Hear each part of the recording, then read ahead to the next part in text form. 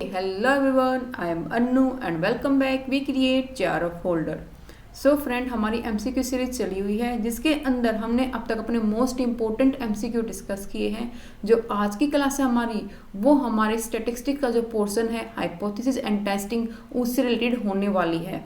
और हाँ, आज क्लास स्टार्ट करने से पहले एक बात और, आप सभी को ये तो पता ही होगा कि आपका जो एग्जाम है वो पोस्टपोन हो चुका है फिर से दोबारा से। लेकिन यहाँ पर आप लोगों को मायूस होने की ज़रूरत नहीं है। आप एक पॉजिटिव वे में इस चीज़ को लेके चलो कि आपको थोड़ा सा टाइम और बच गया।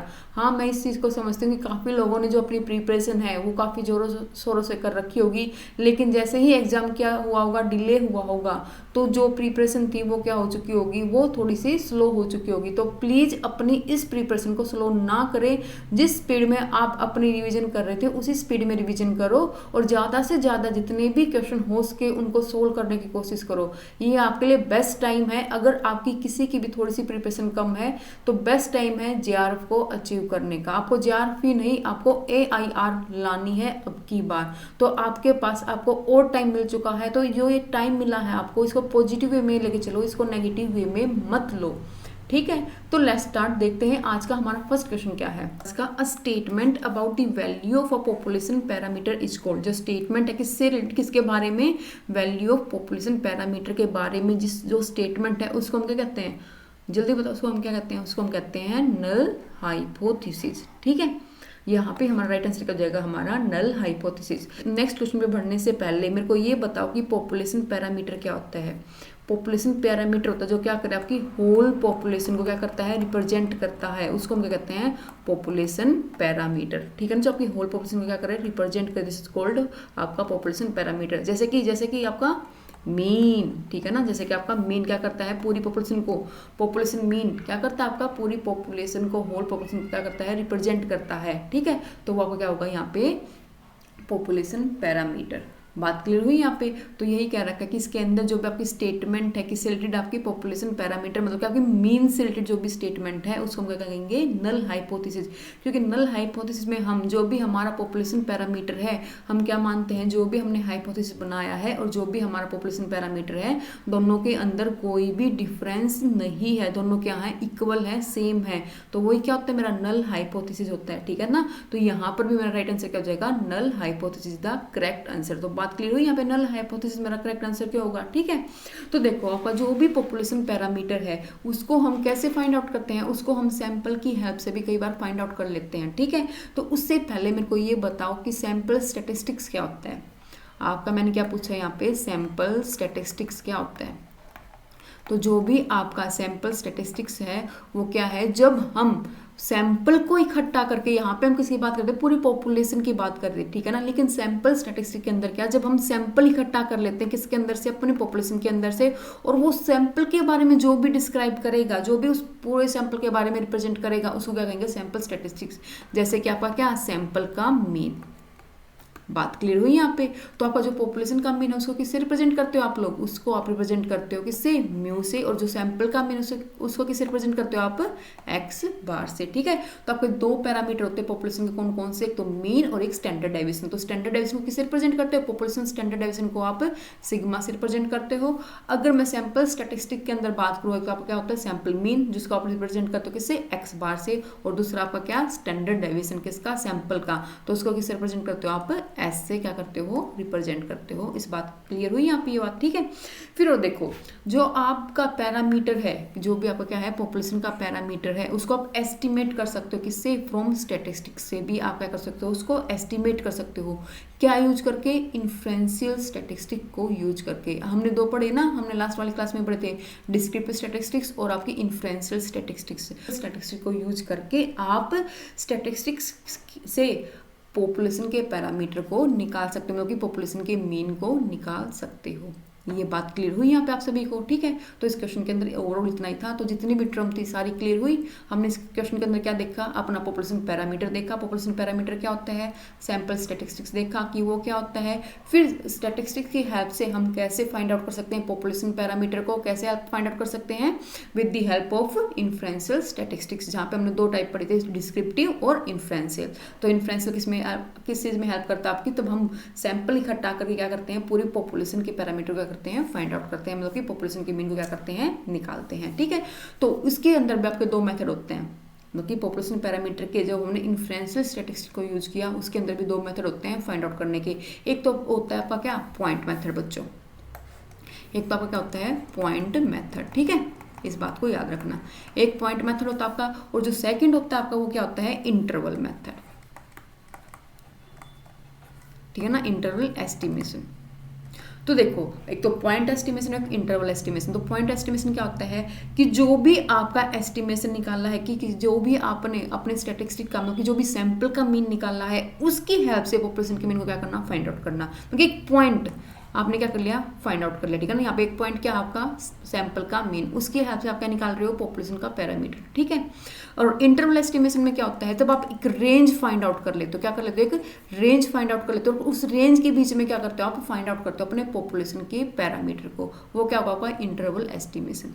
तो ये चीज क्लियर यहाँ पे अच्छे से। ठीक है, तो वेरी गुड। अब देखते हैं अपना नेक्स्ट क्वेश्चन क्या है। तो इन बातों को याद रखना, यहाँ से क्वेश्चन आ चुका है ऑलरेडी आपके पॉइंट एस्टिमेशन और इंटरवल एस्टिमेशन से, तो इस बात को याद रखना यहाँ पे। ठीक है ना, कि आपका पॉइंट एस्टिमेशन क्या होता है और आपका इंटरवल एस्टिमेशन क्या होता है, और किसके मेथड आपके कि पॉपुलेशन के पैरामीटर को फाइंड आउट करने के किससे, सैंपल स्टैटिस्टिक्स से। ठीक है, बात क्लियर हुई यहाँ पे। फिर देखो आपका नेक्स्ट क्वेश्चन क्या है बच्चों, 29th question, any statement whose validity is tested on the basis of sample is called. कोई भी स्टेटमेंट जिसकी वैलिडिटी क्या की जाती है, टेस्टेड की जाती है, किसके बेस पे, सैंपल के बेस पे, उसको हम क्या कहेंगे, हमने यहाँ पे क्या किया, सैंपल के बेस पे आपने क्या किया, आपने वैलिडिटी को टेस्ट कर रहे हो, तो सिंपल सी बात है, उसका नाम क्या होगा आपका, स्टैटिस्टिकल हाइपोथेसिस। ठीक है, तो यहाँ पे आपका सी क्या हो जाएगा बच्चों, राइट आंसर हो जाएगा। ठीक है, बात क्लियर है यहाँ पे ये वाला। तो यहाँ पे आपको 30th क्वेश्चन क्या कह रहा है बच्चों, the T distribution should be use to build confidence interval estimate of population mean when population standard deviation is. तो उसने क्या कहा यहाँ पे कि जो आपका टी डिस्ट्रीब्यूशन है, आप क्या करते हो, एस्टिमेट करने के लिए यूज करते हो क्या, पॉपुलेशन मीन का कॉन्फिडेंस इंटरवल को बिल्ड करने के लिए क्या करते हो, टी डिस्ट्रीब्यूशन को यूज करते हो, जहां पर जो आपका स्टैंडर्ड डेविएशन है, किसका, पॉपुलेशन का स्टैंडर्ड डेविएशन, वो क्या होता है आपका, अननोन होता है। ठीक है ना, जहां पर क्या होता है आपका पॉपुलेशन का स्टैंडर्ड डेविएशन आपका अननोन होता है, तो यहाँ पे आपका राइट आंसर क्या हो जाएगा, D is the right answer. ठीक है, तो एक बार देखो नेक्स्ट क्वेश्चन पे बढ़ने से पहले एक बार हम क्लियर कर लेते हैं आपका क्या है, आपका टी टेस्ट और जेड टेस्ट और आपका जो भी आपका एफ टेस्ट है, उनके अंदर क्या डिफरेंस है, क्योंकि बच्चे इसके अंदर कंफ्यूज बहुत होते हैं और यहाँ से क्वेश्चन आपके बहुत ज्यादा आते हैं इनकी एप्लीकेशन से, कि टी टेस्ट कब यूज होगा, एफ टेस्ट कब यूज होगा, आपका जेड टेस्ट कब यूज होगा। ठीक है ना, तो सबसे पहले हम सारे के सारे जितने भी हमारे क्या है पैरामेट्रिक टेस्ट है उनको क्या करते हैं, डिस्कस करते हैं। तो बात करते हैं अपने पैरामेट्रिक टेस्ट की। तो बच्चों जो आपका पैरामेट्रिक टेस्ट है, मेरे को ये बताओ कि कौन सा, किसको हम कहेंगे कि ये हमारा पैरामेट्रिक टेस्ट है। तो देखो, अगर वहां पर जो भी आपकी पॉपुलेशन है वो क्या है, नॉर्मली डिस्ट्रीब्यूटेड है, ठीक है, तो वो क्या कहलाएगा, आपका पैरामेट्रिक टेस्ट कहलाएगा। ठीक है, फिर सेकंड चीज इसके अंदर, तो फर्स्ट चीज, सेकंड चीज, जो भी आपकी सेंट्रल टेंडेंसी को हम यूज करते हैं, किसको यूज करेंगे, यहाँ पे मीन को यूज करते हैं, किसके अंदर, पैरामेट्रिक टेस्ट के अंदर। और जब नॉन पैरामेट्रिक टेस्ट है वहाँ पे किसको यूज करते हैं, हम लोग मीडियन को यूज करते हैं। ठीक है, फिर थर्ड चीज, जो भी आपके क्या है मेजरमेंट स्केल है, तो इसके अंदर जो भी आप मेजरमेंट स्केल है उसको किसको लेंगे, यहाँ पे हम मेजरमेंट स्केल के अंदर, इसके अंदर लेंगे हम इंटरवल को और आपके रेशियो वाले स्केल को। ठीक है ना, तो आपका इंटरवल रेशियो है तो हम क्या करेंगे, पैरामेट्रिक टेस्ट को यूज करेंगे। अगर आपका ऑर्डिनल और नॉमिनल है तो हम किसको यूज करेंगे, आपके नॉन पैरामेट्रिक टेस्ट को क्या करेंगे, यूज करेंगे। तो यहाँ पर ये बात क्लियर हुई इतनी पैरामेट्रिक टेस्ट रिलेटेड। ठीक है, अब बात आती है जो आपकी, वो बात आती है आपकी कहाँ से, कि कौन कौन से क्या क्या एग्जाम्पल आपके किसके, पैरामेट्रिक टेस्ट के, और क्या एग्जाम्पल आपके किसके, नॉन पैरामेट्रिक टेस्ट के। तो देखो, पैरामेट्रिक टेस्ट की बात करें तो आपका टी टेस्ट क्या है, आपका पैरामेट्रिक टेस्ट है। आपका जेड टेस्ट क्या है, पैरामेट्रिक टेस्ट है। आपका एफ टेस्ट क्या है, पैरामेट्रिक टेस्ट, और आपका अनोवा। तो ये आपके सारे क्या हैं, पैरामेट्रिक टेस्ट है। ठीक है, तो आपके 4 एग्जाम्पल है इसके पैरामेट्रिक टेस्ट को। तो स्टेप बाय स्टेप हर एक को डिस्कस करते हैं इनके अंदर है क्या। तो देखो, अगर मैं जेड टेस्ट की बात करूं तो जहां पर आपका जो भी सैंपल साइज है बच्चों, वो क्या हो, लेस देन हो किससे, 30 से। ठीक है, लेकिन जेड टेस्ट के अंदर क्या हो, जो भी आपका सैंपल साइज है वो क्या हो, ग्रेटर देन हो किससे, 30 से। तो वहां पर क्या करोगे, आप जेड टेस्ट को क्या करोगे, यूज करोगे। और सेकंड बात आती है इनके अंदर क्या, जहां पर आपका जो भी पॉपुलेशन का स्टैंडर्ड डेविएशन है, ठीक है, जो भी पॉपुलेशन का क्या है स्टैंडर्ड डेविएशन है, वो क्या हो, टी टेस्ट के अंदर अननोन हो। और यही बात मैं जेड टेस्ट के अंदर करूँ कि जो भी आपका पॉपुलेशन का स्टैंडर्ड डेविएशन है वो क्या है, यहाँ पे नोन है। ठीक है, टी टेस्ट को आपको 2 पार्ट में डिवाइड किया गया, कौन कौन से में, पेयर टी टेस्ट ठीक है। और कौन सा दूसरा आपका अनपेयर्ड टी टेस्ट। तो अब पेयर्ड टी टेस्ट और आपका अनपेयर्ड टी टेस्ट क्या होता है, देखो पेयर्ड टी टेस्ट में जहाँ पे क्या हम क्या करते हैं, इसके अंदर दो मीन के वेरिएंस, दो पॉपुलेशन के मीन को क्या करते हैं, उनके बीच का डिफरेंस उनकी स्टडी करते हैं, दो पॉपुलेशन के मीन की स्टडी करते हैं टी टेस्ट और जेड टेस्ट के अंदर। ये तो पता ही होगा सब लोगों को, ठीक है ना, कि हम टी टेस्ट में और जेड टेस्ट में क्या करते हैं, दो पॉपुलेशन के मीन को स्टडी करते हैं कि उनके बीच में कोई डिफरेंस तो नहीं है, ये स्टडी करते हैं। तो पेयर जो टी टेस्ट है आपका, जो भी आपने दो पॉपुलेशन का क्या लिया है, मीन लिया है, तो इसका मतलब क्या है कि जो मीन है वो क्या है, एक दूसरे के ऊपर डिपेंडेंट है, वो क्या कहलाएगा आपका पेयर टी टेस्ट, ठीक है। और अनपेयर्ड टी टेस्ट क्या होगा कि जो आपने दो पॉपुलेशन का मीन लिया है वो क्या है, एक दूसरे के ऊपर डिपेंडेंट नहीं है, वो क्या कहलाएगा आपका अनपेयर्ड टी टेस्ट, ठीक है। एग्जाम्पल से देखो कैसे, मान लो कोई स्टूडेंट है, वो पहले क्लास में क्या था, वीक था, तो स्कूल के टीचर ने क्या किया, उसकी स्पेशल क्लास लगाई और फिर उसका टेस्ट लिया, ठीक है। तो यहाँ पर हमने दो मीन लिए, एक तो क्या जो उसकी स्पेशल क्लास लगाने से पहले के जो उसके टेस्ट थे वो लिए, और उसके बाद जो भी उसने स्पेशल क्लास लगाई उसको दी, उसके बाद जो उसका टेस्ट रिजल्ट था वो लिया। तो यहाँ पर जो रिजल्ट था स्पेशल क्लास लगाने के बाद उस स्टूडेंट का, तो वो क्या है, डिपेंडेंट है किसी वाले पे, फर्स्ट वाले पे। तो यहाँ पे हम क्या देख रहे हैं, डिफरेंस देख रहे हैं दोनों के मीन का कि क्या डिफरेंस है, ठीक है। तो क्या आपका पेयर टी टेस्ट तो क्या है, डिपेंड है एक दूसरे के ऊपर। बात क्लियर हुई। अनपेयर्ड टी टेस्ट क्या है कि जहां पर दो मीन है जो वो एक दूसरे के ऊपर डिपेंडेंट ना हो, अनडिपेंडेंट हो, इंडिपेंडेंट हो, वो क्या कहलाएगा आपका अनपेयर्ड टी टेस्ट। तो क्लियर हो यहाँ पे।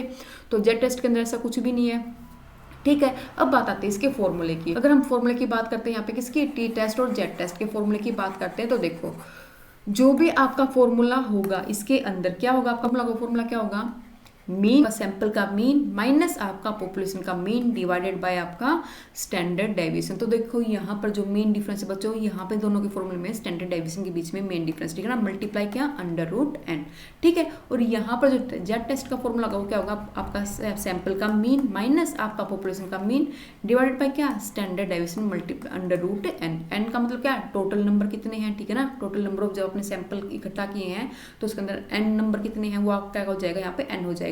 तो मेन डिफरेंस जो है आपका टी टेस्ट और जेड टेस्ट के अंदर वो है स्टैंडर्ड डेविएशन के अंदर। तो देखो यहाँ पे हमने किसका स्टैंडर्ड डेविएशन लिया है, पॉपुलेशन का स्टैंडर्ड डेविएशन। यहाँ पे किसका स्टैंडर्ड डेविएशन लिया, अपना सैंपल का स्टैंडर्ड डेविएशन। यहाँ पे सैंपल का स्टैंडर्ड डेविएशन क्यों लिया, क्योंकि आपका टी टेस्ट के अंदर हमने क्या पढ़ा कि जो भी आपका स्टैंडर्ड डेविएशन है पॉपुलेशन का वो क्या होता है, अननोन होता है, और यहाँ पर क्या होता है आपका नोन होता है, इसलिए हमने क्या लिया यहाँ पे, पॉपुलेशन का स्टैंडर्ड डेविएशन लिया। तो ये बात क्लियर हुई आप सब लोगों को यहाँ पे, ठीक है। तो ये क्या था आपका टी टेस्ट था और जेड टेस्ट के बारे में ओवरऑल आपकी नॉलेज थी, ठीक है। तो क्लियर हुआ जेड टेस्ट और टी टेस्ट में क्या डिफरेंस है। अब बात करते हैं हम लोग यहाँ पे एफ टेस्ट की और अनोवा की।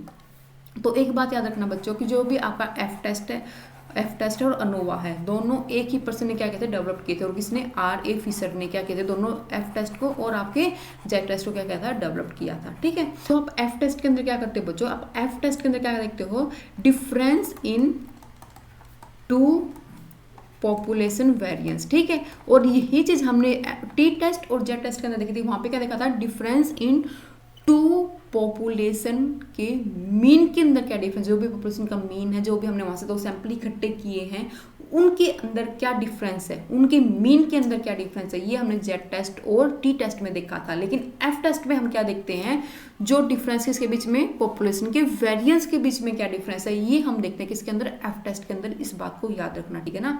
तो आपका एफ टेस्ट किसकी स्टडी करता है, पॉपुलेशन के वेरिएंस की स्टडी करता है, और आपका जो बाकी के जो पैरामीट्रिक टेस्ट बचे कौन से, आपका टी टेस्ट और आपका जेड टेस्ट किसके बाद स्टडी करता है, वो स्टडी करता है पॉपुलेशन के मीन के बारे में, ठीक है, कि उनके बीच में क्या डिफरेंस है उनकी स्टडी करता है। तो ये बात यहाँ पर क्लियर हुई आप सभी लोगों को, ठीक है। सबसे मेन डिफरेंस क्या है, एफ टेस्ट और जो बाकी के और टेस्ट है उनके अंदर। तो फिर आगे देखो, जो एफ टेस्ट का फॉर्मूला होगा वो क्या होगा आपका, वेरिएंस ऑफ किसका, फर्स्ट सैंपल का, जो भी हमने फर्स्ट पॉपुलेशन ली है उसका, जो भी आपका फर्स्ट, जो हमने क्या किया था, दो पॉपुलेशन लेते हैं तो आपके फर्स्ट पॉपुलेशन का जो भी वेरिएंस है वो लेंगे यहाँ पे, डिवाइडेड बाय क्या, आपके पॉपुलेशन सेकंड का क्या वेरिएंस है, ये क्या होगा, इसका फॉर्मूला होता है किसका, आपके एफ टेस्ट का। और एक प्रॉपर्टी याद रखना, एफ टेस्ट में जो आपसे पूछ ली जाती है कि कभी भी आपका एफ टेस्ट नेगेटिव नहीं आएगा। नेगेटिव क्यों नहीं आएगा, क्योंकि इसके अंदर हम हरदम जो भी ऊपर होता है ना वो हरदम लार्जर जो एस्टिमेट होगा उसको रखते हैं, ठीक है ना। इसका तो इसके यहाँ पे क्या बन जाएगा, ये इसको हम ऐसे भी लिख सकते हैं, larger estimate of variance divided by smaller estimate of variance. ठीक है, बात याद रखना इस चीज़ को। ठीक है, तो हरदम हम ऊपर न्यूमरेटर में क्या लेंगे, जो भी लार्जर वैल्यू होगी उसको लेंगे, और डिनोमिनेटर में क्या लेंगे, जो भी आपकी क्या होगी, स्मॉलर वैल्यू होगी। और एक बात याद रखना, तीनों के अंदर, टी टेस्ट के अंदर, एफ टेस्ट के अंदर, जेड टेस्ट के अंदर आपका जो डिग्री ऑफ फ्रीडम होता है, जो आपका क्या होता है, n-1 होता है। तीनों केस में आपका डिग्री ऑफ फ्रीडम क्या होगा, n-1 ही होगा। ठीक है, अब बात आती है डिग्री ऑफ फ्रीडम होता क्या है, जो आपकी वैल्यू फाइनल कैलकुलेशन में क्या होती है, यूज होती है, वो कितनी फ्री है क्या करने के लिए, वेरी करने के लिए, वो कहलाएगा डिग्री ऑफ फ्रीडम आप लोगों का। ठीक है, तो डिग्री ऑफ फ्रीडम तीनों केस में क्या होगा आपका, n-1 होगा। तो कंफ्यूज हो गए होगे थोड़ा सा कि जो मैंने आपको जो डेफिनेशन बताई है कैसे डिग्री ऑफ फ्रीडम की, कि जो भी आपकी फाइनल कैलकुलेशन का जो वैल्यू होते हैं क्या होने के लिए, फ्री होने के लिए, वेरी, वो आपका क्या कहलाएगा, डिग्री ऑफ फ्रीडम। तो एक एग्जाम्पल से देखो, उससे आपको अच्छे से क्लियर होगा कि डिग्री ऑफ फ्रीडम क्या होता है। फॉर एग्जाम्पल मान लो आपके पास हफ्ते में 7 दिन है, ठीक है, और आपके पास 7 ड्रेसेज हैं क्या करने के लिए, वोट डालने के लिए पूरे वीक के अंदर। ठीक है, तो आपको एक दिन एक ही ड्रेस डालने में, क्योंकि उस ड्रेस को रिपीट नहीं कर सकते। तो देखो फर्स्ट डे आपके पास कितनी डिग्री ऑफ फ्रीडम है कि आप कितनी ड्रेस में से आप किसी एक ड्रेस को चूज कर सकते हो। तो यहाँ पे आपके पास क्या है, पूरी 7 ड्रेसेज के आपके पास है, पूरी 7, यहाँ पे पूरी डिग्री ऑफ फ्रीडम कितनी, 7 डिग्री ऑफ फ्रीडम है कि आप उन 7 ड्रेस में से कोई भी ड्रेस यूज कर सकते हो। ठीक है, लेकिन सेकंड डे आपके पास डिग्री ऑफ फ्रीडम कितनी बच गई, आप कितनी ड्रेस पे वेरी कर सकते हो, कितनी ड्रेस में से सिलेक्ट कर सकते हो अपनी ड्रेसेस को। तो आप एक ड्रेस ऑलरेडी डाल चुके हो, तो यहाँ पर आपके लिए डिग्री ऑफ फ्रीडम कितनी बच गई, टोटल नंबर ऑफ n-1, तो मतलब कि 7 ड्रेसेस थी। ठीक है, उसमें से आप एक ऑलरेडी डाल चुके, तो आपके पास डिग्री ऑफ फ्रीडम कितनी बची, यहाँ पे 6 क्या बची, यहाँ पे डिग्री ऑफ फ्रीडम कि आप उन 6 ड्रेसेस के अंदर से सिलेक्ट करके कोई एक ड्रेस को डाल सकते हो। ऐसे ही आपका थर्ड डे आएगा, तो वहाँ पे डिग्री ऑफ फ्रीडम कितनी बची आपकी, n-2, वहाँ पे 2 दिन आपके ऑलरेडी जा चुके हैं, 2 ड्रेसेज आप ऑलरेडी डाल चुके, तो 7-2, तो यहाँ पे कितने बचे, 5। ठीक है ना, तो आप कितनी डिग्री ऑफ मतलब कि कितनी वेरी कर सकते हो, ठीक है ना, कितने फ्री हो वेरी करने के लिए, तो वही क्या कहलाएगा आपका डिग्री ऑफ फ्रीडम। तो यहाँ पे कितने फ्री हो थर्ड डे क्या करने के लिए, वेरी करने के लिए, मतलब कि सिलेक्ट करने के लिए, तो कितने फ्री हो, 5 ड्रेसेस में से सिलेक्ट कर सकते हो ना। तो यही क्या है यहाँ पे डिग्री ऑफ फ्रीडम है। तो क्लियर हुआ डिग्री ऑफ फ्रीडम क्या होता है अच्छे से। ठीक है, तो यहाँ पे तीनों केस में आपका एफ टेस्ट, जेड टेस्ट और टी टेस्ट में डिग्री ऑफ फ्रीडम क्या होता है, n-1 होता है। ठीक है, तो यहाँ पे एफ टेस्ट आप लोगों को क्लियर हुआ कि एफ टेस्ट क्या होता है, तो फॉर्मूला क्लियर हुआ एफ टेस्ट का क्या होता है। ठीक है ना, तो हरदम याद रखना न्यूमरेटर में क्या आएगा, एफ टेस्ट के अंदर जो भी आपका लार्जर एस्टिमेशन होगा, ठीक है, जो भी आपका लार्जर वैल्यू होगी वो न्यूमरेटर में आएगी, डिनोमिनेटर में जो क्या होगी, लोअर वैल्यू होगी। इसलिए कभी भी आपका एफ टेस्ट नेगेटिव में नहीं आता, हरदम क्या आता है, हरदम पॉजिटिव में क्या रहेगा आपका एफ टेस्ट रहेगा। बात क्लियर यहाँ पे। ठीक है, यहाँ पर क्या था, ओवरऑल एफ डिस्ट्रीब्यूशन टेस्ट के बारे में था। ठीक है, और हाँ एक चीज और, वेरिएंस रेशियो टेस्ट भी कह सकते हैं। क्यों वेरिएंस रेशियो टेस्ट हमने क्यों कहा एफ टेस्ट को, क्योंकि इसके अंदर हम क्या करते हैं, वेरिएंस को तो फाइंड आउट करते हैं ना कि कितना वेरिएंस है दो चीजों के बीच में, दो पॉपुलेशन के जो वेरिएंस है उनके बीच में क्या है, कितना डिफरेंस है, वही तुम क्या करते हैं यहाँ पे मेजर करते हैं। ठीक है, तो यहाँ पर हम नल हाइपोथेसिस क्या सिलेक्ट करेंगे, अपना नल हाइपोथेसिस हमारा ये वेरिएंस है उनके बीच में कोई भी डिफरेंस नहीं है, कोई भी सिग्निफिकेंट डिफरेंस नहीं है, ये हम यहाँ पे क्या लेंगे, अपना नल हाइपोथेसिस लेंगे। अगर मेरे नल हाइपोथेसिस की वैल्यू कम आती है किससे, मेरी टेबुलेटेड वैल्यू से, तो नल हाइपोथेसिस को क्या कर लूंगी, एक्सेप्ट कर लूंगी। अगर मेरी जो भी नल हाइपोथेसिस है उसकी वैल्यू ग्रेटर देन आती है किससे, जो भी मेरी टेबल वैल्यू है उससे, तो उस केस में उसको क्या कर दूंगी, मैं रिजेक्ट कर दूंगी। तो बात क्लियर हुआ यहाँ पे। तो नल हाइपोथेसिस मेरा क्या होगा कि कोई भी सिग्निफिकेंट डिफरेंस नहीं है तो वेरिएंस के बीच में। अगर यही मैं बात करती हूँ एफ टेस्ट की, सॉरी अगर मैं यही बात करती हूँ टी टेस्ट की और जेड टेस्ट की, तो टी टेस्ट और जेड टेस्ट में क्या होगा बच्चों, आपका जो भी नल हाइपोथेसिस होगा क्या होगा कि जो भी मीन है दो पॉपुलेशन का उनके बीच में कोई भी डिफरेंस नहीं है।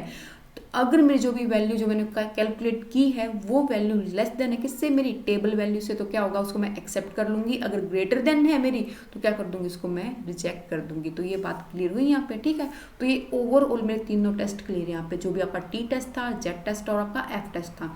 अब बात आती है आपकी अनोवा की। ठीक है, अनोवा आपका इंपॉर्टेंट है, काफी बार यहाँ से क्वेश्चन बना है। तो अनोवा क्या होता है बच्चों आपका, अनोवा किसने डेवलप किया था, ये भी R.A. फिशर ने क्या किया था, डेवलप किया था। मैंने आप लोगों को बताया था कि जो भी आपका अनोवा है और आपका जो भी एफ टेस्ट है किसी ने डेवलप किया था, R.A. फिशर ने क्या किया था, डेवलप किया था। तो देखो प्रॉब्लम कहाँ आई, प्रॉब्लम तब भाई तब आपका क्या हो, एक पॉपुलेशन से आपने 2 से ज़्यादा सैंपल कलेक्ट कर रखे और फिर आप क्या कर रहे हो, उनके मीन के बीच का डिफरेंस देख रहे हो। ठीक है, तो उस केस में ना आप जेड टेस्ट यूज कर सकते हो ना टी टेस्ट यूज कर सकते हो। तो किसको यूज करोगे आप, अनोवा को यूज करोगे। तो अनोवा को कब यूज करते हो, तब जो अभी आपके पास सैंपल मीन है वो क्या हो, मोर देन हो, मतलब कि 3, एटलीस्ट 3 तो हो ही हो, जो आपके पास सैंपल मीन है वो एटलीस्ट 3 तो हो ही हो, या फिर 3 से ज़्यादा हो, ठीक है ना, जो भी आपके पास सैंपल मीन है। तो उस केस में आप अनोवा को यूज़ करते हो, क्योंकि वहाँ पर आप ना टी टेस्ट यूज़ कर सकते हो ना जेड टेस्ट को यूज़ कर सकते हो, वहाँ पर आप क्या करोगे, अनोवा को यूज़ करोगे। तो बात क्लियर हुई। तो अजम्पशन इसकी क्या होगी अनोवा की, वही नॉर्मल होना चाहिए जो भी आपका सैंपल है, ठीक है ना, इंडिपेंडेंट होना चाहिए आपका सैंपल, और एक चीज और क्या है, वेरिएंस है, हर एक पॉपुलेशन का वेरिएंस क्या होगा, सेम होना चाहिए। ये एक अजम्पशन और लेके चलते हैं किसके अंदर, हम अनोवा के अंदर, इस बात को याद रखना। तो यहाँ पर आपका नल हाइपोथेसिस क्या हो जाएगा अनोवा के अंदर, जो भी हम नल हाइपोथेसिस क्या करेंगे कि कोई भी सिग्निफिकेंट डिफरेंस नहीं है किसके बीच में, आपके सैंपल के मीन के बीच में, जो हमने पहले वालों में देखा था, पहले वालों में भी जेड टेस्ट और टी टेस्ट में भी तो हमने यही कहा था ना हाइपोथेसिस कि कोई भी सिग्निफिकेंट डिफरेंस नहीं है किसके बीच में, सैंपल के मीन के बीच में, ठीक है। अल्टरनेटिव क्या हो जाएगा, इसका अपोजिट हो जाएगा कि सिग्निफिकेंट डिफरेंस है किसके बीच में, मीन के बीच में, ठीक है। अब जो भी इसका फॉर्मूला होगा उसको हम रिप्रेजेंट करते हैं एफ से ही, ठीक है, क्योंकि जो भी टेस्ट होगा उसको हम रिप्रेजेंट करते हैं एफ से, क्यों, क्योंकि भी आर फिशर नहीं देता, या अपना एफ जो फिशर है ना उसके नाम से इसको नाम रखा है एफ टेस्ट, ठीक है। तो एफ से क्या करते हैं, इसके फॉर्मूले को भी रिप्रेजेंट करते हैं। तो इसका फॉर्मूला क्या होगा, वेरिएशन बिटवीन सैंपल, क्या फॉर्मूला हो जाएगा यहाँ पे इसका, वेरिएशन बिटवीन सैंपल, और आपका क्या, वेरिएशन विद इन सैंपल, ये क्या हो जाएगा यहाँ पे इसका फॉर्मूला हो जाएगा। अब बिटवीन सैंपल और विद इन सैंपल का मतलब क्या है, एक सिंपल से एग्जांपल से समझाओ कि बिटवीन सैंपल क्या है, विद इन सैंपल क्या है। बिटवीन का मतलब क्या है कि जो उस एरिया के बीच में जो चीजें हैं उनके बीच में क्या करना, कंपेयर करना, और विद इन खुद के अंदर क्या करना, कंपेयर करना। फॉर एग्जाम्पल देखो, मान लो एक स्कूल के अंदर 4 सेक्शन है, ठीक है ना, मान लो 12th क्लास के, ठीक है, क्या कहा मैंने, 12th क्लास के 4 सेक्शन है। तब मैं इन 4 सेक्शन को आपस में कंपेयर करती हूँ, जो सेक्शन के नाम है वो क्या है, ए सेक्शन, बी सेक्शन, सी और डी सेक्शन। तब मैं क्या करती हूँ, जो स्टूडेंट का रिजल्ट आया है उसको कंपेयर करती हूँ, ए को बी सेक्शन के साथ, बी को सी सेक्शन के साथ, सी को डी सेक्शन, मतलब एक दूसरे के साथ करती हूँ, कंपेयर करती हूँ। ये क्या होगा आपका बिटवीन सैंपल, ठीक है। अगर मैं जो भी ए सेक्शन है उसके जितने भी स्टूडेंट है ए सेक्शन के अंदर उनको हर एक को एक साथ कंपेयर करती हूँ, वो क्या होगा आपका विद इन सैंपल। तो क्लियर हो यहाँ पे, बिटवीन सैंपल क्या होगा, विद इन सैंपल क्या होगा, बिटवीन सैंपल क्या होगा आपका, जो भी सेक्शन है ए बी सी डी उनको एक साथ कंपेयर कर रही हूँ, क्या होगा बिटवीन सैंपल। और विद इन सैंपल मान लो कोई एक सेक्शन उठाए उसको ही पूरा चेक कर रही हूँ, उसके हर एक स्टूडेंट का रिजल्ट एक दूसरे के साथ क्या कर रही हूँ, चेक कर रही हूँ, वो आपका क्या होगा विद इन सैंपल। यहाँ पे क्लियर। तो यहाँ पे आपका अनोवा का फॉर्मूला क्या है, वेरिएशन बिटवीन सैंपल और वेरिएशन विद इन सैंपल, क्या है यहाँ पे फॉर्मूला इसका, ठीक है। इसमें हरदम 2 डिग्री ऑफ फ्रीडम रहेंगी, ठीक है ना, इसमें क्या रहेंगे, हरदम 2 डिग्री ऑफ फ्रीडम रहेगी, इस बात को याद रखना। फिर देखो, फिर बात आती है कि इसकी आपकी अनोवा, अनोवा जो आपका 2 टाइप में डिवाइड किया गया है, एक तो 1 वे अनोवा, एक 2 वे अनोवा। अब डिफरेंस क्या है, 1 वे अनोवा क्या होता है और आपका 2 वे अनोवा क्या होता है। तो आपका 1 वे अनोवा है ना, वो क्या होता है, जहां पर जो भी आपका इंडिपेंडेंट वेरिएबल है वो क्या है, एक ही इंडिपेंडेंट वेरिएबल है और वो अलग अलग फैक्टर को क्या कर रहा है, इफेक्ट कर रहा है। मैंने क्या कहा 1 वे अनोवा में कि आपका सिर्फ एक ही इंडिपेंडेंट वेरिएबल है, ओनली सिंगल इंडिपेंडेंट वेरिएबल है, वो अलग अलग फैक्टर को क्या कर रहा है, इफेक्ट कर रहा है, x1 फैक्टर को इफेक्ट कर रहा है, x2 को, x3 को, ठीक है। वो आपका क्या होगा 1 वे अनोवा। अगर मैं बात करती हूँ 2 वे अनोवा की, 2 वे अनोवा क्या होगा कि आपके 2 इंडिपेंडेंट फैक्टर हैं, क्या कहा मैंने, 2 इंडिपेंडेंट फैक्टर, और वो क्या कर रहे हैं, मल्टीपल फैक्टर क्या कर रहे हैं, इफेक्ट कर रहे हैं, वो क्या होगा 2 वे अनोवा। देखो 2 वे अनोवा का एग्जांपल लेके देखते हैं। कोई भी बिजनेस में, कोई भी क्या है बिजनेस है, ठीक है ना, वो अपने सेल्स मैन क्या कर रहा है, सेल्स को चेक कर रहा है। तो वो क्या कर रहा है, रीजन वाइज भी उनकी सेल्स को क्या कर रहा है, चेक कर रहा है, और साथ साथ जितने भी सेल्समैन है आपस में उनकी क्या कर रहा है, उनको कंपेयर कर रहा है एक दूसरे के साथ। तो यहाँ पे क्या हुआ, मेरे 2 इंडिपेंडेंट फैक्टर, तो रीजन वाइज और एक वो क्या, उनको आपस में क्या कर रहा है, कंपेयर कर रहा है एक दूसरे सेल्समैन के साथ उस एरिया के अंदर, ठीक है ना, और एक रीजन वाइज एक उसी एरिया के अंदर। तो यहाँ पे क्या हुए, मेरे 2 इंडिपेंडेंट फैक्टर हुए। तो ये यहाँ पे मेरा किसका एग्जाम्पल है, मेरा 2 वे अनोवा का एग्जाम्पल है, ठीक है ना। तो 1 वे अनोवा में क्या सिर्फ एक ही इंडिपेंडेंट फैक्टर हो, और 2 वे अनोवा में क्या हो कि 2 इंडिपेंडेंट फैक्टर हो, 2 इंडिपेंडेंट वेरिएबल हो, ठीक है, और वो क्या करे, अलग अलग मल्टीपल फैक्टर को क्या करें, इफेक्ट करें, वो क्या होगा आपका 2 वे अनोवा होगा। भी आपको बताया था कि वेरिएशन बिटवीन सैंपल और वेरिएशन विद इन सैंपल जो भी बताया था। तो जो आपका वेरिएशन बिटवीन सैंपल है उसको मैं एक्सप्लेन वेरिएशन भी कह सकती हूँ, यहाँ पे क्वेश्चन में आ सकता है कि अभी मैंने आपको फॉर्मूला बताया इसका, क्या बिटवीन सैंपल और क्या विद इन सैंपल। तो जो बच्चों आपका बिटवीन सैंपल मैंने अभी बताया था आपको, उसको मैं एक्सप्लेन्ड वेरिएशन भी कह सकती हूँ। तो ये क्वेश्चन आपका आ सकता है कि बिटवीन सैंपल जो वेरिएशन होता है उसको हम क्या कह सकते हैं, उसको एक्सप्लेन वेरिएशन भी उसको आप कह सकते हो। यहाँ पे विद इन सैंपल को आप क्या कह सकते हो, अनएक्सप्लेन वेरिएशन, इस बात को यहाँ पे याद रखना, ठीक है ना। ये क्या आपका एक्सप्लेन वेरिएशन या आपका क्या है अनएक्सप्लेन वेरिएशन या फिर आपका रेजिडुअल वेरिएशन, ठीक है। तो बात क्लियर हुई यहाँ पे। तो ये ओवरऑल मेरा क्या था, अनोवा था, ठीक है। तो आपको अनोवा को इतना ही करने की जरूरत है, ठीक है। थ्योरेटिकल में तो अभी तो जल्दी जल्दी हम रिवाइज कर तो इतना ही कर पाएंगे, इससे ज़्यादा करेंगे तो क्लास ज़्यादा लंबी हो जाएगी, ठीक है। तो जितना भी आपका थ्योरेटिकल पोर्शन था, जितने भी आपके पैरामेट्रिक टेस्ट है वो मैंने सारे आपको क्या कर दिए यहाँ पे क्लियर कर दिए। आई थिंक आपको अब जितने भी आपके पैरामेट्रिक टेस्ट हैं उसके अंदर कोई भी कन्फ्यूजन नहीं रही होगी, ठीक है। तो जितने भी क्वेश्चन आप जल्दी जल्दी इनके आंसर दे दो आपके पैरामेट्रिक टेस्ट से रिलेटेड, ठीक है। फिर देखो आपका नेक्स्ट क्वेश्चन क्या है यहाँ पे। नेक्स्ट क्वेश्चन क्या रहेगा, the analysis of variance is carried out by using, क्या करना, एनालिसिस ऑफ वेरिएंस करना, किसके अंदर करते हैं हम, अभी अभी पढ़ के हम लोग, जल्दी बताओ इसका आंसर। वेरी गुड, किसके अंदर, अपना एफ टेस्ट के अंदर क्या करते हैं, वेरिएंस को एनालाइज करते हैं, ठीक है। तो यहाँ पे इसका राइट आंसर क्या हो जाएगा, D is the right answer. फिर नेक्स्ट क्वेश्चन क्या आपका, for testing the significance of overall regression, आप क्या करना, सिग्निफिकेंस चेक करना ओवरऑल रिग्रेशन का, तो वो हम किस टेस्ट के अंदर यूज करते हैं, तो किस टेस्ट के अंदर यूज करते हैं उसको, हम उसको यूज करते हैं एफ टेस्ट के अंदर, ठीक है ना। जहाँ पे हम क्या करते हैं, सिग्निफिकेंस टेस्टिंग करते हैं, किसकी, सारे के सारे रिग्रेशन की, किसके अंदर करते हैं, वो लोग हम एफ टेस्ट के अंदर करते हैं, ठीक है। तो यहाँ पे राइट आंसर क्या हो जाएगा हमारा, एफ टेस्ट क्या हो जाएगा यहाँ पे राइट आंसर हो जाएगा, ठीक है। फिर देखो नेक्स्ट क्वेश्चन क्या है, which test of statistics can test the hypothesis for the different between two mean, दो मीन के बीच में हाइपोथेसिस टेस्टिंग करनी है, तो हम किसको यूज करते हैं, सबसे पहले अपना टी टेस्ट को यूज करते हैं, ठीक है ना। अगर उसकी जो कंडीशन फुलफिल नहीं हुई फिर जेड टेस्ट के ऊपर जाते हैं, अगर वहां पे जो भी हमारी कंडीशन है, जो भी अजम्पशन है कि लेस देन 30 सैंपल होना चाहिए, ठीक है, और साथ में एक दूसरा क्या कि जो भी आपका स्टैंडर्ड डेविएशन है पॉपुलेशन का वो अननोन होना चाहिए, अगर वो एप्लीकेबल नहीं है तो हम जेड टेस्ट पे मूव करते हैं, वरना हम किसको यूज करते हैं, अपना टी टेस्ट को यूज करते हैं। तो यहाँ पे हमारा राइट आंसर क्या हो जाएगा, अपना टी टेस्ट क्या हो जाएगा, यहाँ पे राइट आंसर हो जाएगा, ठीक है। फिर देखो 34 क्वेश्चन क्या है आपका, देखो बन रहे हैं ना, एक बार हमने रिवाइज कर लिया पूरे पैरामेट्रिक टेस्ट, तो कितनी जल्दी जल्दी हमारे क्या बन रहे हैं, यहाँ पे आंसर बन रहे हैं, ठीक है ना। इसलिए रिवीजन एक बार जरूरी होती है। यहाँ से देखो आपके क्वेश्चन भी देख रहे हो कि किस तरह से क्वेश्चन आपके बन सकते हैं, और साथ साथ ये भी देख रहे हैं कि क्या क्या उसके अंदर आ सकता है और क्या क्या उसकी एक्सप्लेनेशन है, उसको अच्छे से कर रहे हैं। तो ये क्लास इसलिए आपके लिए हेल्पफुल होने वाली कि यहाँ पे हमारे देखो मतलब कि एक के साथ दो फायदे मिल रहे हैं, रिविजन भी हो रही है साथ साथ, और साथ में क्या क्वेश्चन भी एमसीक्यू भी देखने को मिल रही है कि किस तरह से यहाँ से एमसीक्यू हमारे बन सकते हैं, ठीक है। तो इसलिए इन क्लासेस को ध्यान से करना। अगर आपने पीछे वाली क्लासेस नहीं देखी हैं तो प्लीज जाके उनको एक बार देख लेना, आपको उनका लिंक नीचे डिस्क्रिप्शन के अंदर मिल जाएगा, ठीक है। तो देखो आपका 34 क्वेश्चन क्या है, standard deviation, stratified sampling, coefficient of association, इनको क्या करना है, मैच करना है। तो आपका स्टैंडर्ड डेविएशन क्या होता है, हम क्या करते हैं स्टैंडर्ड डेविएशन के अंदर, ये हमने लास्ट वाली क्लासेस में डिस्कस भी किया था अपना, ठीक है। हम क्या करते हैं, मेजर करते हैं किसको, डिस्पर्जन को, वो क्या कहलाएगा आपका स्टैंडर्ड डेविएशन। तो यहाँ पे ए का क्या हो जाएगा, आपका थर्ड हो जाएगा, ठीक है। फिर आता है स्ट्रैटिफाइड रैंडम सैंपलिंग, ये भी हम पहले वाली क्लासेस में डिस्कस कर चुके हैं, इससे रिलेटेड एमसीक्यू हमने डिस्कस किए हैं। तो आपकी स्ट्रैटिफाइड रैंडम सैंपलिंग क्या होती है, प्रोबेबिलिटी बेस्ड सैंपलिंग होती है। तो बी का क्या हुआ यहाँ पे, फोर्थ हुआ। तो देखो ए का मेरा क्या था, थर्ड था, और बी का क्या था, मेरा फोर्थ था। तो यहाँ पे मेरा राइट आंसर क्या हो जाएगा, D is the right answer, ठीक है। तो आगे एक बार देख लेते हैं, कोएफिशिएंट ऑफ एसोसिएशन क्या करता है, एनालिसिस ऑफ एट्रीब्यूट्स करता है, ठीक है।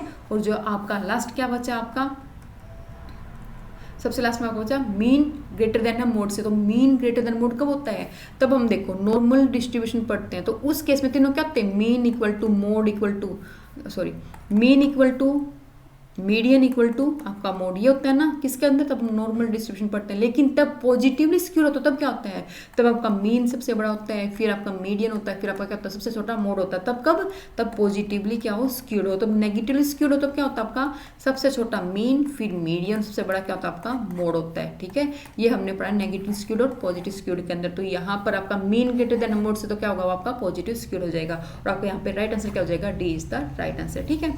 फिर देखो आपका नेक्स्ट क्वेश्चन क्या है, 35th क्वेश्चन। यहाँ पे क्या देखिए, डिफरेंट टेस्ट दे रखे और डिफरेंट सिचुएशन दे रखी हैं। तो यहाँ पे आपसे पूछ रखा कि कौन सा टेस्ट कौन सी सिचुएशन में क्या होगा, एप्लीकेबल होगा, आपसे ये पूछ रखा है। तो सबसे पहले बात आती है जेड टेस्ट की। तो जेड टेस्ट आपका कब यूज होता है, हम सिचुएशन पढ़ते हैं, फिर उसके अकॉर्डिंग उसके टेस्ट के साथ क्या कर देंगे, उसको कनेक्ट कर देंगे। तो हमारी फर्स्ट सिचुएशन क्या दे रखी है, comparing the difference in the mean value of more than 2 sample group. Just अभी पढ़ के आए थे, जहां पर आपकी जो मीन वैल्यू है 2 से ज्यादा सैंपल ग्रुप के, तो क्या यूज होगा, आपका अनोवा टेस्ट क्या होगा, यहाँ पे यूज होगा, ठीक है ना। फिर सेकंड क्या आपका, testing the significance of the difference between average of 2 large size sample. यहाँ पे क्या किया कि आप क्या कर रहे हो, डिफरेंस बिटवीन इसके बीच में एवरेज, तो एवरेज का मतलब यहाँ पे क्या आपका मीन, ठीक है ना। लेकिन सैंपल साइज क्या आपका लार्ज है, तो लार्ज सैंपल साइज होगा तो हम किसको यूज करेंगे, अपना जेड टेस्ट को यूज करेंगे। नीचे लिख कर क्या आपका पैरामेट्रिक होना चाहिए, ठीक है। तो आप इसको यूज करोगे, आपके जेड टेस्ट को क्या करोगे, यूज करोगे। फिर थर्ड क्या है, comparing the difference in the mean value of more than 2 sample group. तो देखो बच्चों यहाँ पे थोड़ा सा गड़बड़ हो रखा है, यहाँ पे पैरामेट्रिक नहीं आएगा, यहाँ पे आएगा नॉन पैरामेट्रिक, ठीक है। तो ये थोड़ा सा गड़बड़ हो रखी है, तो आपका क्या आएगा, यहाँ पे नॉन पैरामेट्रिक आएगा, ठीक है। तो पैरामेट्रिक नहीं है, यहाँ पे नॉन पैरामेट्रिक है। तो आपका नॉन पैरामेट्रिक टेस्ट है जहाँ पर क्या करते हो, आप कंपेयर करते हो difference in the mean value of more than 2 sample group. तो देखो अगर वो आपका पैरामेट्रिक टेस्ट है जहां पर आपका जो अनोवा एप्लीकेबल नहीं होता, एनोवा की एजम्पशन क्या है कि नॉर्मल डिस्ट्रीब्यूशन होना चाहिए, ठीक है, और मोर देन क्या होना चाहिए, 2 मीन होना चाहिए, वहीं पे क्या होगा, अनोवा एप्लीकेबल होगा। लेकिन जो कंडीशन है अनोवा की कि जो पॉपुलेशन है वो नॉर्मली डिस्ट्रीब्यूट होनी चाहिए, वो कंडीशन एप्लीकेबल नहीं होती, तो उस केस में जो अल्टरनेटिव टेस्ट है किसका, आपके अनोवा का, इसको हम अल्टरनेटिव टेस्ट ऑफ अनोवा भी कह देते हैं, वो आपका क्या है, क्रूसल वॉल्स टेस्ट है। जहां पर आपकी अनोवा की जो भी कंडीशन है वो फुलफिल नहीं होती, कौन सी, नॉर्मल पॉपुलेशन वाली, तो उस केस में आप उसके अल्टरनेटिवली किसको यूज कर सकते हो, क्रूसल वेल्स टेस्ट को। तो आपका क्रूसल वेल टेस्ट क्या होता है बच्चों, तो बच्चों आपने जो फर्स्ट जो अनोवा कंडीशन अगर वो फुलफिल नहीं होगी, नॉर्मल डिस्ट्रीब्यूशन नहीं होगी पॉपुलेशन, तो किसको यूज करोगे, आप क्रूसल वॉल्स टेस्ट को क्या करोगे, आप लोग यूज करोगे, ठीक है। एक चीज और आपको एडिशनल में बता देती हूँ, वो क्या है, जहाँ पर आपको जो टी टेस्ट जिसको हम पढ़ते हैं तब जहाँ पे अगर उसकी जो कंडीशन है वो फुलफिल नहीं होती, वहाँ पे पॉपुलेशन क्या नहीं है, नॉर्मली डिस्ट्रीब्यूटेड नहीं है, तो उस केस में आप उसका अल्टरनेटिव क्या होगा, उसका अल्टरनेटिव होगा मैन विटनी यू टेस्ट, ठीक है। तो इसका क्या होगा, ये अल्टरनेटिव होगा किसका, आपके टी टेस्ट का। तो याद रखना जो अनोवा है उसका अल्टरनेटिव क्या आपका क्रूसल वॉल्स टेस्ट है, ठीक है, और आपका जो टी टेस्ट है उसका अल्टरनेटिव क्या आपका मैन विटनी यू टेस्ट है। जहाँ पे नॉर्मलिटी वाली कंडीशन टी टेस्ट की पूरी नहीं होगी वहाँ मैन विटनी को यूज करेंगे, और जहाँ पे अनोवा की नॉर्मलिटी वाली कंडीशन फुलफिल नहीं होगी वहाँ पे किसको यूज करेंगे, क्रूसल वॉल्स को क्या करेंगे, वहाँ पे यूज करेंगे। तो ये बात यहाँ पे क्लियर सभी बच्चों को अच्छे से, ठीक है। तो एक बार देख लेते हैं आपका मैन विटनी यू टेस्ट क्या है। सबसे पहले बात तो क्या, आपका नॉन पैरामेट्रिक टेस्ट है, दोनों के दोनों, ये भी आपका नॉन पैरामेट्रिक टेस्ट और यहाँ पे ये भी क्या आपका नॉन पैरामेट्रिक टेस्ट है। वहाँ पे हम दो मीन के बीच दो मीन की स्टडी करते हैं, दो सैंपल के मीन की स्टडी करते हैं, लेकिन यहाँ पे मैन विटनी और क्रूसल वॉल्स के अंदर किसकी स्टडी करेंगे, हम 2 मीडियन की स्टडी करेंगे। यहाँ पे किसकी करेंगे, 2 मीडियन की, ठीक है ना। अगर 2 से ज्यादा मीडियन, मतलब 3 या 3 से ज्यादा मीडियन, तो उसके इसमें किसको यूज करेंगे, हम क्रूसल वॉल्स टेस्ट को यूज करेंगे, ठीक है ना। 3 या फिर क्या मोर देन 3, ठीक है, तो उसके इसमें यूज करेंगे हम क्रूसल वॉल्स क्या करेंगे, यूज करेंगे। तो इन दोनों के बीच का भी डिफरेंस क्लियर हुआ। जो डिफरेंस आपका अनोवा और टी टेस्ट का था ना, वो ही यहाँ पे डिफरेंस किसका, आपका क्रूसल और मैन विटनी टेस्ट का, ठीक है। ये अल्टरनेटिव आपका टी टेस्ट का, ये अल्टरनेटिव आपका किसका, आपका अनोवा टेस्ट का। यहाँ से ये क्वेश्चन आपका बन सकता है स्टेटमेंट की फॉर्म में भी, और आपका नॉर्मल स्टेटमेंट देख भी पूछ सकते हैं कि मैन विटनी टेस्ट का अल्टरनेटिव क्या है, या फिर टी टेस्ट का क्या है, अल्टरनेटिव क्या है। इस तरह से यहाँ से भी आपसे क्वेश्चन पूछ सकते हो, इस बात को अच्छे से याद रखना, ठीक है। तो सिर्फ एक ही एजम्पशन है कि जो भी आपके मीडियन होंगे क्या होंगे, कॉन्टिन्यूअस वेरिएबल होंगे। बात क्लियर हुई यहाँ पे, ठीक है। तो देखो आप कैसे यूज कर सकते हो मैन विटनी टेस्ट की मैं बात करूं आपके सामने, तो उसको कैसे यूज कर सकते हो, एग्जांपल दो इसका मैं।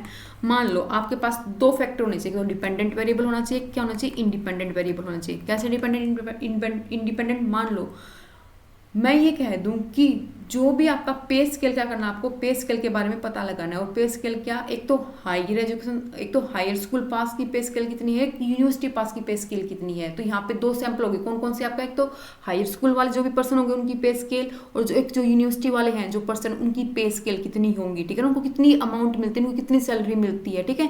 इन दोनों के बीच में डिफरेंस पता लगाना। तो यहाँ पे आपके पास क्या होंगे, 2 सैंपल होंगे। तो इस तरह के एग्जाम्पल में इस तरह का चीजों को फाइंड आउट करने के लिए आप इसको यूज करते हो, मैन विटनी यू टेस्ट को यूज करते हो, ठीक है ना। तो यहाँ पे क्या आपके 2 मीडियन है, ठीक है। तो आपके यहाँ पे पास 2 ग्रुप बन गए, तो एक्स बन गया, एक वाई। एक्स में क्या आ गया, आपके जो हाई स्कूल पास करके उनकी पे स्केल कितनी, वाई में क्या जाएंगे, जो जिन्होंने यूनिवर्सिटी से पास करके उनकी पे स्केल कितनी है। तो बात क्लियर हुई मैन विटनी टेस्ट की, ठीक है।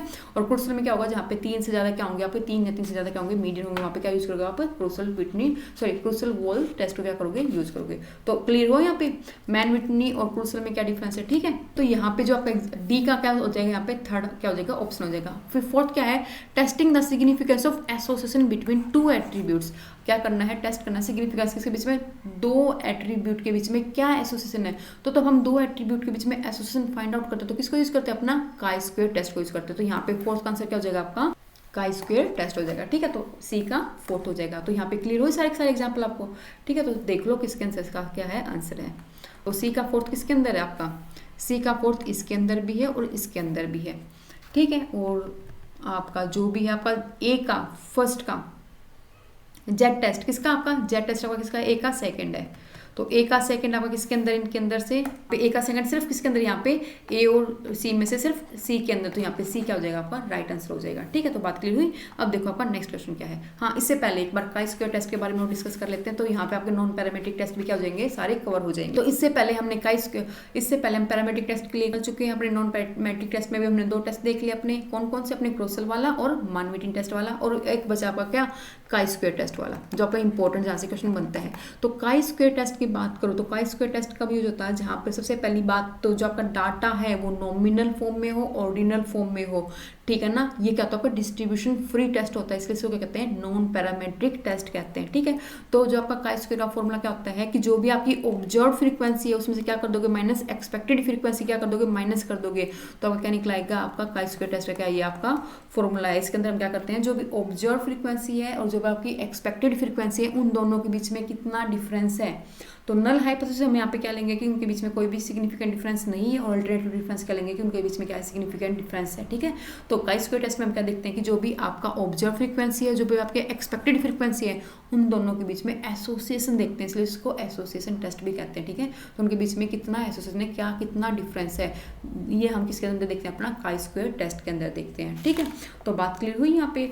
तो देखो इसकी कुछ कंडीशन है काई स्क्वायर टेस्ट की, तो कई बार आपसे कंडीशन से क्वेश्चन आ जाता है आपके एग्जाम के अंदर। तो कंडीशन क्या है, सबसे पहली बात, जो भी आपकी टोटल फ्रीक्वेंसी है बच्चों, वो क्या होनी चाहिए, ग्रेटर देन होनी चाहिए किससे, 50 से। ठीक है, तो आपकी जो टोटल फ्रीक्वेंसी है, मैंने क्या कहा यहाँ पे, total frequency should very large, किससे लार्ज होनी चाहिए, वो लार्ज होनी चाहिए आपकी जो भी फ्रीक्वेंसी है, किससे, ग्रेटर देन 50। ठीक है ना, जो आपका एन नंबर यहाँ पे फ्रीक्वेंसी दे रखी होगी वो ग्रेटर देन होनी चाहिए किससे, 50 से।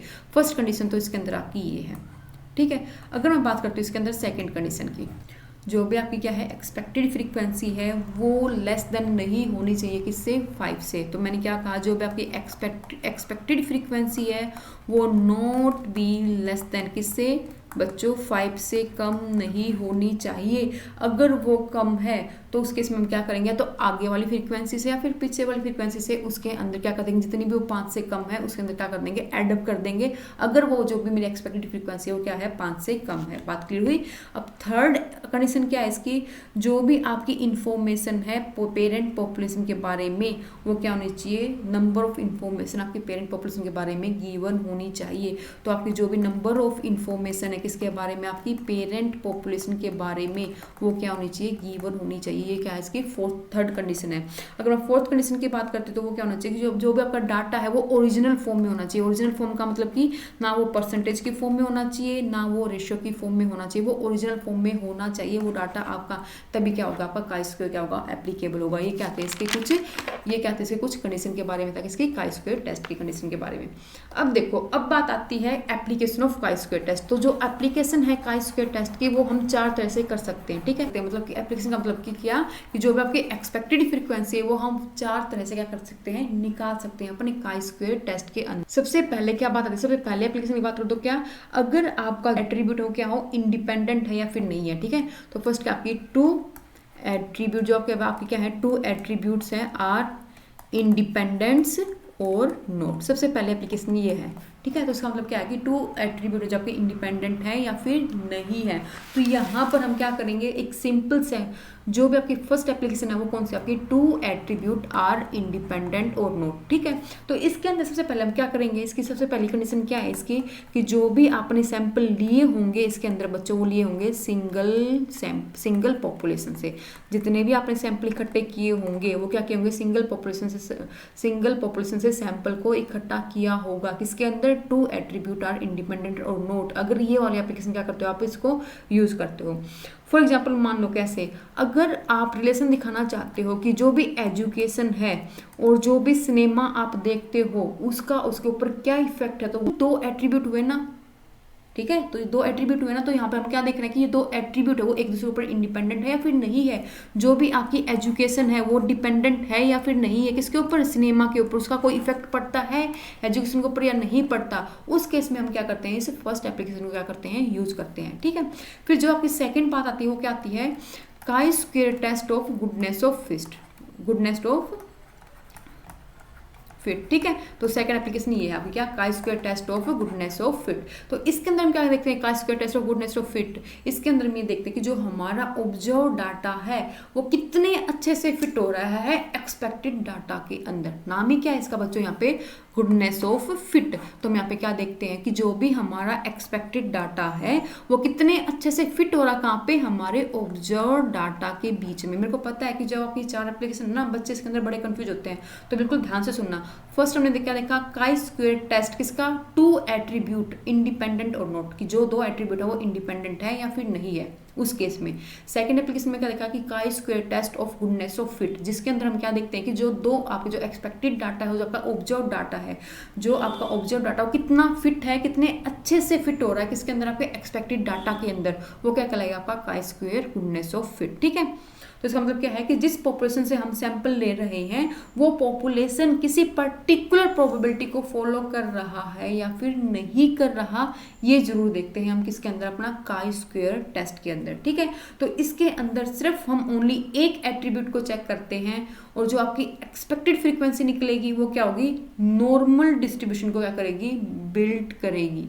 बात क्लियर हुई यहाँ पे। ठीक है। तो इस बात को याद रखना, मैंने क्या कहा यहाँ पे आपको, मैंने ये कहा कि जो सिर्फ एक ही एट्रीब्यूट को चेक करते हैं इसके अंदर हम लोग। ठीक है। सिर्फ एक ही एट्रीब्यूट को क्या करेंगे, चेक करेंगे, और जो भी आपकी एक्सपेक्टेड फ्रीक्वेंसी आप क्या करोगे, निकालोगे, वो जो भी आपका नॉर्मल डिस्ट्रीब्यूशन होगा उसको क्या करेगी, बिल्ड कर रही है या फिर नहीं कर रही, हम ये देखते हैं इस चीज़ के अंदर। तो इसके अंदर हमने क्या देखा कि जो भी आपने एक्सपेक्टेड फ्रीक्वेंसी निकाल ली है वो नॉर्मल प्रोपोर्शन को बिल्ड कर रही है या फिर नहीं कर रही, कितना अच्छे से आपका ऑब्जर्व डाटा एक्सपेक्टेड फ्रीक्वेंसी के अंदर क्या हो रहा है, फिट हो रहा है, ये देखते हैं आप इसके अंदर chi square goodness of fit के अंदर। ठीक है। बात क्लियर हुई यहाँ पे। ठीक है। तो दो एप्लीकेशन क्लियर। अब जो मैं थर्ड एप्लीकेशन की बात करती हूँ, थर्ड क्या होता है आपकी, काई स्क्वायर टेस्ट ऑफ होमोजिनिटी। अब तक हमने दो पढ़ा, क्या, एक तो आपका इंडिपेंडेंट है या फिर नहीं है, सेकंड क्या आपका गुडनेस ऑफ फिट है या नहीं है। ठीक है। इसके आपसे क्या करना, आपका एक्सपेक्टेड फ्रीक्वेंसी को निकालना, और थर्ड क्या आपका काई स्क्वायर टेस्ट ऑफ होमोजिनिटी। अब बात आती है कि chi square test of homogeneity क्या होता है। ठीक है। तो आपका काई स्क्वायर टेस्ट ऑफ होमोजिनिटी, तो इसके अंदर बच्चों हम क्या देखते हैं, ये आपका थर्ड एप्लीकेशन है। तो इसके अंदर हम देखते हैं कि जो भी हमारी एक्सपेक्टेड फ्रीक्वेंसी है वो इक्वल है या फिर नहीं है किसके, हमारे ऑब्जर्व फ्रीक्वेंसी के। उसके हम किस में देखते हैं, होमोजिनिटी। होमोजिनिटी का मतलब क्या होता है, सेम सेम। ठीक है। तो इसके अंदर क्या देखते हैं कि इसके अंदर हम ये देखते हैं कि इक्वल है या फिर नहीं है। तो सबसे पहली बात क्या, इक्वल है या फिर नहीं है। और सबसे इंपॉर्टेंट बात इसके अंदर जो हमने इंडिपेंडेंट और डिपेंडेंट में देखा था, क्या देखा था कि जो भी हम डाटा कलेक्ट करेंगे कहाँ से करेंगे, सिर्फ एक ही सैंपल से क्या करेंगे, डाटा कलेक्ट करेंगे। लेकिन तब आप टेस्ट ऑफ होमोजिनिटी लगाते हो एक्सपेक्टेड फ्रीक्वेंसी को निकालने के लिए, तो वहां पर आप क्या करते हो, डिफरेंट पॉपुलेशन से क्या करते हो बच्चों, डिफरेंट पॉपुलेशन से सैंपल को इकट्ठा करते हो। तो याद रखना कि जो आपका काई स्क्वायर इंडिपेंडेंट और नॉट इंडिपेंडेंट वाला है उसके अंदर हम जो भी सैंपल इकट्ठा करेंगे वो कहाँ से करेंगे, सिंगल पॉपुलेशन से क्या करेंगे, सैंपल को इकट्ठा करेंगे। ठीक है। लेकिन इसके अंदर डिफरेंट पॉपुलेशन से क्या करेंगे, सैंपल को इकट्ठा करेंगे। फॉर एग्जाम्पल देखो इसका अच्छे से क्लियर होगा। मान लो जो एम्प्लॉय है वो क्या है, कुछ गवर्नमेंट एम्प्लॉय है, कुछ नॉन गवर्नमेंट एम्प्लॉय है, और कुछ क्या है आपके सेल्फ एम्प्लॉयड है। तो अब आप ये देख रहे हो कितने ऐसे एम्प्लॉय हैं जो गवर्नमेंट एम्प्लॉय प्रोविडेंट फंड के अंदर पैसे इकट्ठा कर रहे हैं, और जो non government employ provident fund के अंदर पैसा इकट्ठा कर रहे हैं, जो सेल्फ एम्प्लॉयड प्रोविडेंट फंड के अंदर क्या कर रहे हैं, पैसा इन्वेस्ट कर रहे हैं। क्या वो सेम है? तो यहाँ पे क्या हुई, मेरी डिफरेंट पॉपुलेशन क्या हुई, government employ, non government employ, self employed, क्या है मेरी डिफरेंट पॉपुलेशन है।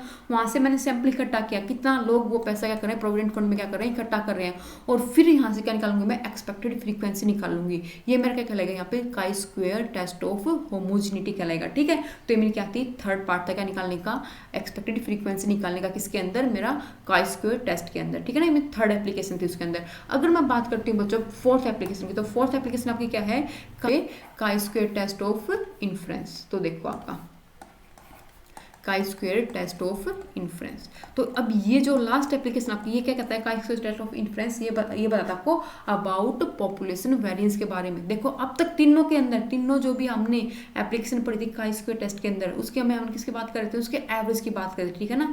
एक्सपेक्टेड फ्रीक्वेंसी कैसे निकालेंगे, विद द हेल्प ऑफ उसके एवरेज की। लेकिन इन्फ्रेंस है जो आपका बच्चों, वो बात करता है किसकी, वेरिएंस की। ये किसकी बात करता है, अबाउट पॉपुलेशन के वेरिएंस के बारे में बात करता है। और वहाँ पे हमने किसकी बात करते हैं, वहाँ पे तीनों फ्रीक्वेंसी के अंदर एवरेज की बात कर रहे थे, ठीक है ना। मेन डिफरेंस इसके अंदर ये है जो आपका लास्ट वाला है chi square test of inference, क्योंकि इसके अंदर हम देखते हैं किसको, अपने वेरिएंस को क्या करते हैं, पॉपुलेशन के वेरिएंस के बारे में स्टडी करते हैं इसके अंदर, ठीक है ना। तो इसमें हम एज्यूम करते हैं, क्या एज्यूम करते हैं कि जो भी आपकी पॉपुलेशन है वो क्या होगी, नॉर्मली डिस्ट्रीब्यूटेड होगी, ठीक है। तो अगर मैं बात करती हूँ काई स्क्वायर टेस्ट के अंदर, हम जो ऊपर वाले 3 टेस्ट है ना उनको नॉन पैरामीट्रिक टेस्ट कर देते हैं। जो भी हमने 3 एप्लीकेशन पढ़ी, इंडिपेंडेंट, डिपेंडेंट वाली, गुडनेस ऑफ फिट वाली और होमोजेनिटी वाली, वो आपके नॉन पैरामीट्रिक टेस्ट है। लेकिन काई स्क्वायर टेस्ट के अंदर जो आपका 4th टेस्ट है इन्फ्रेंस वाला, वो आपका पैरामीट्रिक टेस्ट है, आपका क्या है, पैरामीट्रिक टेस्ट है, ठीक है। और किसकी स्टडी करता है, ये अबाउट द पॉपुलेशन वेरिएंस की क्या करता है, स्टडी करता है। ये था आपका ओवरऑल किसके बारे में, काई स्क्वायर टेस्ट के बारे में, जिसमें से में बच्चे बड़े कंफ्यूज होते हैं कि ये काई स्क्वायर टेस्ट होता है, जिसके ये 4 पार्ट अलग से आ जाते हैं, ठीक है ना, कि जो 4 एप्लीकेशन है इसके अंदर बच्चे थोड़े कंफ्यूज हो जाते हैं। तो ये इसका क्या था, ओवरऑल 4 एप्लीकेशन थी। ये एप्लीकेशन क्यों यूज करते हैं हम, कैसे हम अपनी एक्सपेक्टेड फ्रीक्वेंसी को निकाल सकते हैं। 4 मेथड है अलग अलग क्या करने के, अपने एक्सपेक्टेड फ्रीक्वेंसी को फाइंड आउट करने के लिए। और इतना याद रखना, जो ऊपर वाले 3 है वो क्या आपके पैरामीट्रिक, जो आपका इन्फ्रेंस वाला है वो क्या आपका, सॉरी जो ऊपर वाले 3 आपके क्या नॉन पैरामीट्रिक है, जो इन्फ्रेंस वाला हुआ आपका क्या है, नॉन पैरामीट्रिक टेस्ट है, ठीक है ना। और जो क्या किसके बारे में स्टडी करता है, अबाउट द पॉपुलेशन वेरिएंस के बारे में क्या करता है, स्टडी करता है। इस बात को अच्छे से याद रखना। तो यहाँ पे मेरा काई स्क्वायर टेस्ट क्लियर ना अच्छे से, ठीक है। तो मेरे सारे नॉन पैरामीट्रिक टेस्ट भी यहाँ पे बच्चों सारे के सारे क्लियर, ठीक है। तो पैरामीट्रिक टेस्ट और non parametric test I think हमने सारा रिवाइज कर लिया, कुछ भी पार्ट नहीं छोड़ा अपना पैरामीट्रिक और नॉन पैरामीट्रिक टेस्ट के बारे में, ठीक है। अब देखो नेक्स्ट क्वेश्चन क्या है, the error committed by rejecting an applicant who would have been successful on the job call. तो यहाँ पे क्या है कि एक एरर कर दिया गया, और एरर क्या है, रिजेक्ट कर दिया आपने उस एप्लीकेंट को जो सक्सेसफुल था उस जॉब के लिए। तो कौन से टाइप ऑफ एरर है, आपको याद हो हमने लास्ट वाली क्लास में टाइप 1 एरर और टाइप 2 एरर देखे थे, ठीक है ना। तो आपका जो टाइप 1 एरर है बच्चों, उसको हम क्या कहते हैं, आपका फॉल्स पॉजिटिव एरर कहते हैं। और जो आपका टाइप 2 एरर है उसको हम कहते हैं फॉल्स नेगेटिव एरर, ठीक है। अब टाइप 1 को फॉल्स पॉजिटिव को कहते हैं और टाइप 2 को फॉल्स नेगेटिव को कहते हैं। देखो जो आपका फॉल्स पॉजिटिव एरर होता है ना बच्चों, वो होता है कि क्या आपने डिसीजन गलत तो लिया, ये तो ठीक है। फॉल्स का मतलब क्या कि डिसीजन आपने क्या लिया है, गलत लिया है, इतना बात याद रखना है यहाँ पे फॉल्स का मतलब, ठीक है। पॉजिटिव और नेगेटिव का मतलब क्या है, पॉजिटिव का मतलब है कि जो आपने डिसीजन लिया है, जो गलत डिसीजन लिया है, वो चीज़ एक्चुअल में नहीं थी और वो आपने क्या करवा दी, एग्जिस्ट करवा दी। वो मैंने क्या कहा, वो चीज़ एक्चुअल में नहीं थी लेकिन आपने क्या करवा दी, वो एग्जिस्ट करवा दी। फॉर एग्जांपल अगर मैं यहाँ पे जो आपका ये एग्जांपल दे रखा क्वेश्चन के अंदर, इसका ये एग्जांपल लेती हूँ कि कोई भी एप्लीकेंट था, ठीक है ना, वो सक्सेसफुल नहीं था, उसके पास इतनी क्वालिटी नहीं थी, इतनी डिग्री नहीं थी कि उस जॉब के लिए क्या हो, सक्सेसफुल हो, लेकिन फिर भी हमने उसको जॉब पे रख लिया। तो देखो उसके पास वो चीज़ नहीं थी लेकिन फिर भी हमने क्या प्रूफ कर दिया कि वो चीज़ उसके पास है, ठीक है ना, उसको जॉब पे रख लिया। तो क्या आपका फॉल्स पॉजिटिव एरर, कि वो चीज़ आपके पास एग्जिस्ट नहीं करती फिर भी क्या कर दिया आपने, वो चीज़ एग्जिस्ट करती है इस तरह से दिखा दिया, तो क्या होगा, वो आपके लिए फॉल्स पॉजिटिव। तो आपने गलत डिसीजन लिया लेकिन कैसा, पॉजिटिव डिसीजन लिया, ठीक है ना। और नेगेटिव क्या होगा कि वो आपके पास वो चीज़ है और आपने क्या दिखा दिया कि वो चीज़ एक्चुअल में नहीं है। जैसे कि एग्जाम्पल में दे रखा कि वो एप्लीकेंट सक्सेसफुल था लेकिन क्या दिखा दिया आपने कि वो सक्सेसफुल नहीं है और आपने उसको जॉब पर नहीं रखा। तो आपने कैसा डिसीजन लिया, गलत डिसीजन लिया, लेकिन कैसा लिया, नेगेटिव डिसीजन लिया। तो यहाँ पर किसका एग्जांपल होगा आपका, फॉल्स नेगेटिव एरर, जिसको हम कहते हैं टाइप 2 एरर। बात क्लियर हुई अच्छे से, ठीक है। फॉल्स नेगेटिव क्या होगा, फॉल्स पॉजिटिव क्या होगा, ठीक है। इसको मैंने नीचे से अच्छे से एक्सप्लेन भी कर रखा, देख लो एक बार क्या होता है आपका। देखो आपका फॉल्स पॉजिटिव एरर, तो फॉल्स पॉजिटिव एरर क्या है, यहाँ पे इसने क्या कहा कि आपका जो भी नेगेटिव एरर है, एटलीस्ट यहाँ पे क्या हुआ, जो आपका फॉल्स नेगेटिव एरर क्या होता है कि जहाँ पे जो भी आपका टेस्ट का रिजल्ट है वो रॉन्गली तो इंडिकेट किया लेकिन आपने क्या दिखा दिया कि वो चीज़ वो होल्ड नहीं करता, लेकिन एक्चुअल में वो चीज़ वो क्या करता है, वो होल्ड करता है, ठीक है। एक एग्जाम्पल और लें इसका, देखो मान लो कोई भी गिल्टी पर्सन है, ठीक है ना, उसको कोर्ट में ले जा रखा है, ठीक है, लेकिन जो भी जज है उसने क्या डिसीजन दे दिया कि ये पर्सन गिल्टी नहीं है, ये इनोसेंट है, लेकिन वो एक्चुअली तो गिल्टी था ना, लेकिन क्या दिखा दिया उसको, इनोसेंट दिखा दिया। हमने ये दिखा दिया कि ये गिल्टी वाली पोजीशन को होल्ड नहीं करता, तो यहाँ पे हमने क्या लिया, फॉल्स नेगेटिव एरर लिया। बात क्लियर हुई। फिर है फॉल्स पॉजिटिव एरर, जो मैंने अभी बताई, वो चीज़ एग्जिस्ट नहीं करता, लेकिन क्या दिखाते हैं कि वो चीज़ वो क्या करता है, एग्जिस्ट करता है।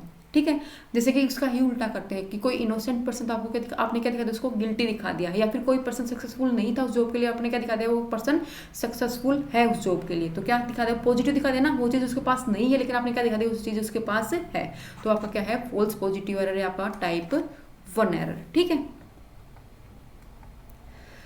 बात क्लियर। और ये ट्रू नेगेटिव और ट्रू पॉजिटिव, जहां पे आपने क्या किया है, करेक्ट डिसीजन लिया। ट्रू पॉजिटिव का मतलब क्या है, ट्रू पॉजिटिव का मतलब कि आपने जो भी डिसीजन ठीक लिया है और क्या है, वो पॉजिटिव क्लास का डिसीजन है, मतलब कि नोट आउट था कोई पर्सन, एग्जांपल दे रखा है नोट आउट था और आपने क्या दिखाया, उसको नोट आउट ही दिखाया, तो ट्रू है, पॉजिटिव है।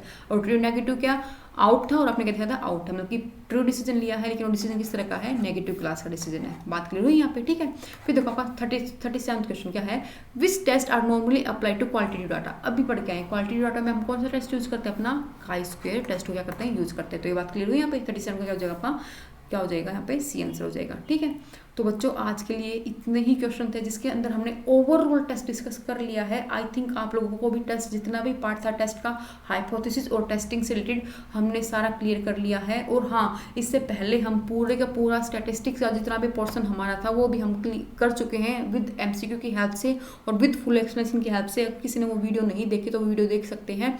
अगर आप लोगों ने ये वीडियो कर लेना बच्चों, सारी की सारी वीडियो, तो गारंटी देती हूँ इसके अंदर आप अपना आराम से 80 to 90% syllabus with MCQ easily cover कर लोगे, और साथ में उसकी पूरी एक्सप्लेनेशन के साथ भी, और आपका सारा सिलेबस भी रिवाइज हो जाएगा, साथ में आपका एमसीक्यू भी होंगे, साथ में सारा सिलेबस भी रिवाइज होगा। ये मैं आप लोगों को गारंटी देती हूँ इन वीडियो की हेल्प से। अगर किसी ने वीडियो नहीं देखे तो आप जाकर देख सकते हैं। आज के लिए हम इतना ही रखते हैं। अगर आप लोगों को ये वीडियो पसंद आई है तो वीडियो को लाइक करना और हाँ, चैनल को सब्सक्राइब करना ना भूलें। मिलते हैं अपनी नेक्स्ट वीडियो में, तब तक के लिए bye bye, have a nice day.